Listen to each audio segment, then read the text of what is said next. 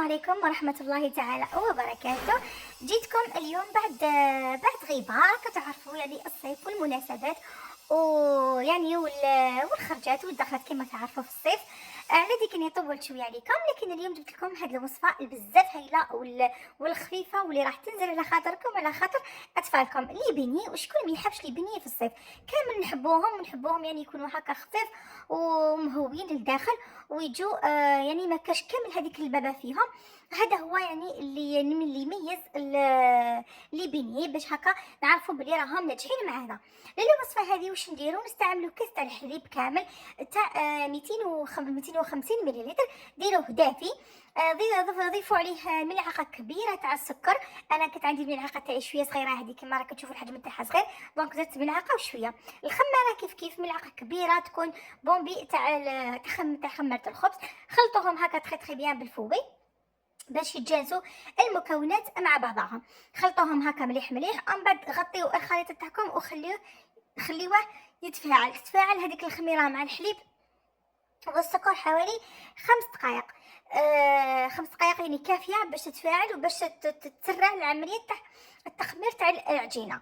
هنا شوفوا بعد ما جازته 5 دقائق، شوفوا كيفاش دارت لي هذوك النبابل هذوك الفقاعات. واش درت انايا في هذاك لو طون؟ رحت جبت زوج معالق كبار تاع زبده، ذوبتهم وضفتهم للخليط. ذوبوها ما ديروهمش هكذاك.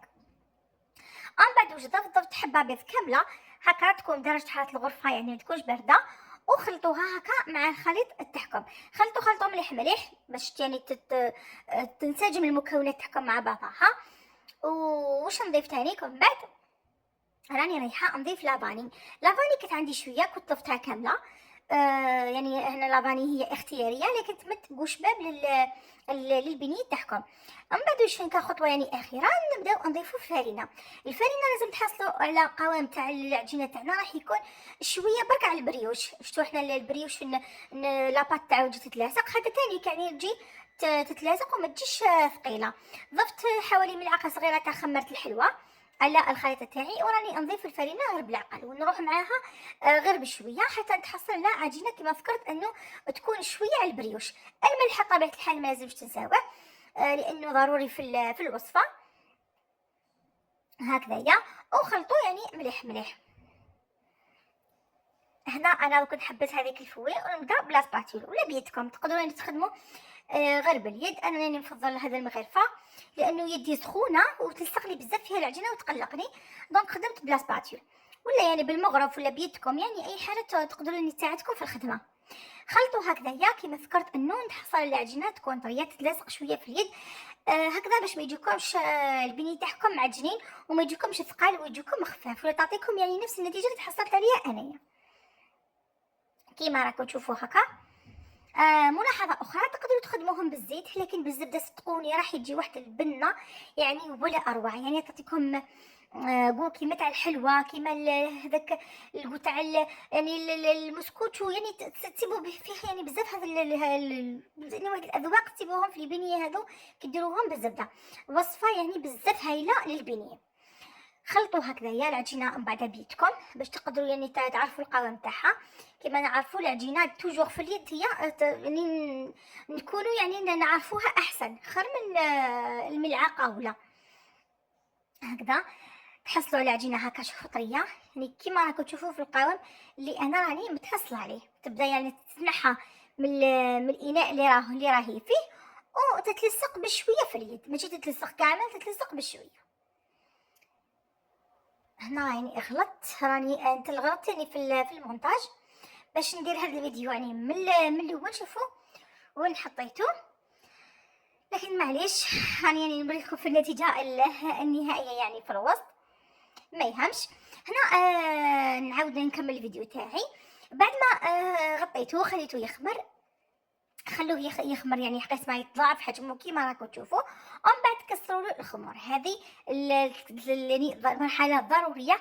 هبطوا له الخمور تاعو كامل كيما راكم تشوفوا بالعون روحكم بشويه تاع لافارين وهبطوا لها الخمور. ومن بعد غطيوه وخليوه يزيد يخمر للمره الثانيه. وهنا بعد ما خمر لي للمره الثانيه شوفوا كيفاش الحجم تاعو كيفاش تضاعف، العجينه تولي سوبل تولي هايله تولي هي راهي طريه لكن ما تلصقش معكم في اليد وما تعيكمش وما تعذبكمش. واش ندير انايا؟ نجيب الفرينه ونعاود نفتح العجينه تاعي. هنا العجينه كيفاش نفتحها؟ شوفوا، كاين اللي يخدم يعني بشويه، يعني يقسم العجينه على اثنين ويخدم. انا حبيت نفتحها كامل، ومن بعد كيبقاو لي هذوك يعني اليوشيت ولا هذوك الزايدين، يعني اللي راني بعد ما نطبع اكيد راح يخرجوا لي هذوك النصاص ولا اليوشيت اللي يعني اللي يبقاو من الحبات. انا واش ندير لهم؟ نلمهم كامل ونخلي العجينه تروبوزي، لانه العجينه لما تعاود نلمها ثمثم راح تولي مطاطيه، يعني تولي تكسل معايا، ولما تولي تكسل معايا ما راهيش رايحه تتفتح، وكي ما تتفتحش يعني راح تعييكم. دونك خليوها تريح يعني واحد حوالي 5 دقائق ولا واحد 10 دقائق، تعاود تخمر وتعاود تطلق روحها، وراح تعطيكم الطوع باش تفتحوها. شوفوا السمكه تاع البني يعني انا على حسب التجربه تاعي وعلى حسب يعني واش راني ندير. يعني واش السيد في البني ما يحبش يخمر بزاف بعد ما تتشكلوه، وما يحبش تاني كي تكون خشين بزاف. هنا اللي يحبوا ملحم يخشن، اللي يحب فيه لاباط هذيك العجينه هكذا، واللي يحبوا فارغ كيما تاعي راح يديروا رقيق كيما راكم تشوفوا السمك تاعو في الصوره. شوفوا حوالي واحد 5-6 مليمتر يعني ماكسيموم. انا جبت هنا كنت ثانيه ما وريت لكمش، درت فيها طرشونه من تحت وباش هكا نزيد نغطيهم من الفوق باش يخمروا لي، يعني هكا باش تكون يعني العمليه تاعي فيت بي هكذا. نقرص، شوفوا كيفاش راني نقرص فيهم ولا كيفاش راني نفتح فيهم. هكذا هي، افتحوهم كامل وطبعوهم باي طابع عندكم. انا جبت هذا تاع علبه، يعني تاع هذا تاع البقالات هذو.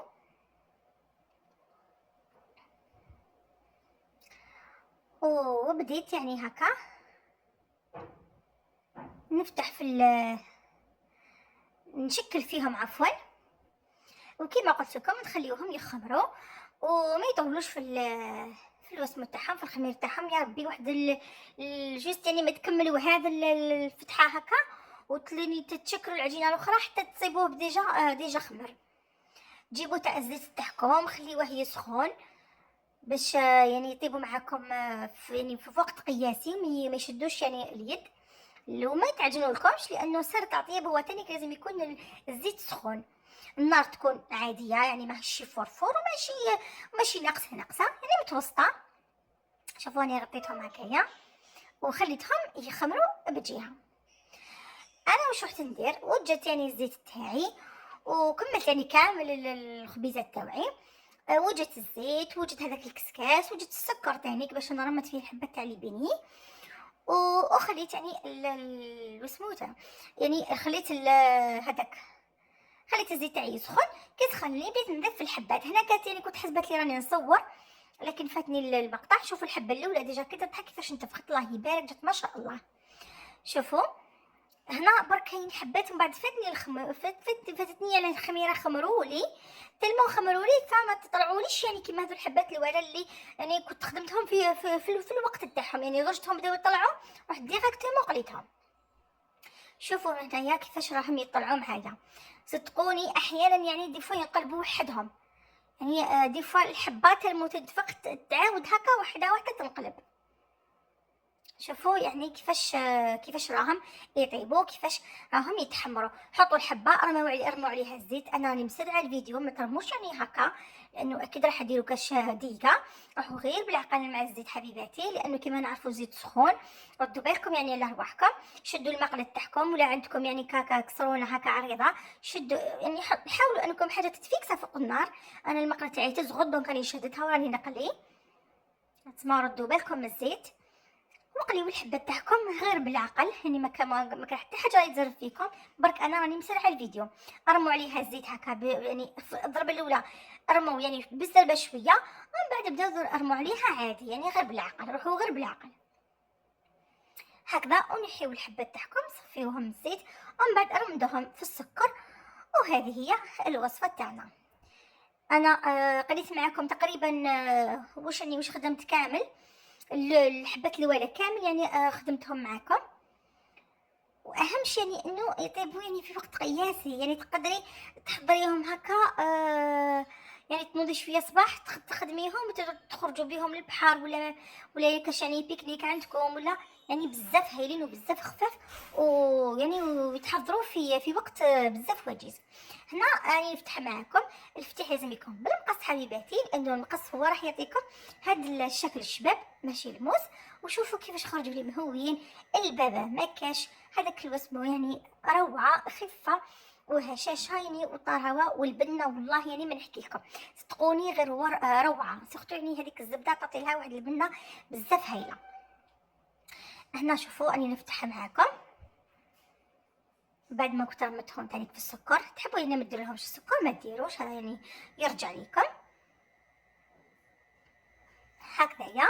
شوفوا هذه الحبات جات يعني ما شاء الله. شوفوا واللي يحب يعني ندير لهم المعجون، ولا يحب يدير شوكولا تاختي هذيك تاع تاختيني هذيك باتا تاختيني تاع اوبتيلا ولا ما باتليش يعني هذا يرجع ليه. انا نحبهم بالمعجون.